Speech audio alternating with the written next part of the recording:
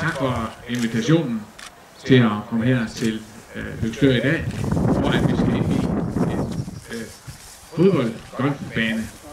Det er den første i Vesthimmerlands Kommune. Fodboldgolf, det er jo kendt over landet, hvor der er etableret en række fodboldgolfbaner.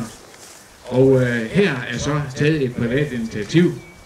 Der er en mand her, det er familien, kan jeg se, der er engageret i det. De har fået en tanke.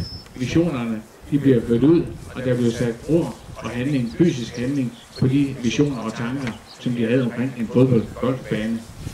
Det her er jo med til ligesom at give en ekstra dimension for borgerne, der bor såvel i Vesthimmerlands Kommune, men også dem, der kommer og besøger os igennem hele året.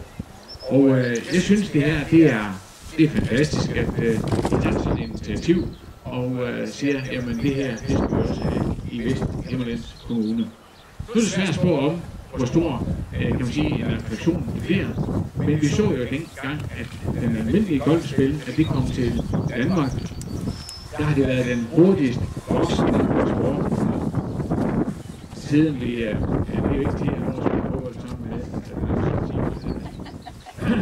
Og så det er spændende at se, hvordan at det vil gå med det her initiativ her. Jeg tror, det vil blive en rigtig god investering for dig. Det er en rigtig god oplevelse for de mange, som kommer her og er inde på de her er jo spil, som man kan spille familie, børn og ældre sammen. Alle kan deltage. Der er ingen problemer. Jeg tror, det eneste problem, der er omkring fodboldgolf, det er netop at få den sparket ud, og så få den til at ramme hullet herude. Det er nok det, der er udfordringen. Men det må vi lige med, hun kan finde ud af det. Og hvis ikke hun kan det, så hjælper vi hende selvfølgelig med det. Men et stort tillykke med indvielsen her, og så vil jeg så gå over til at klippe snoren. Tak for nu.